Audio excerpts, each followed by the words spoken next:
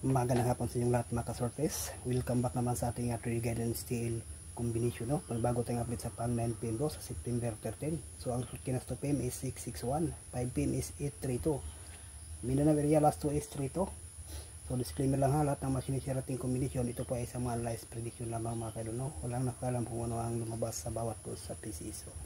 Okay, sa ganahan o baka may magustuhan kayo dito sa mga tipster na mga combination nating sinishare.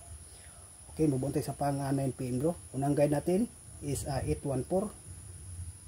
Pangalawa is 143, 310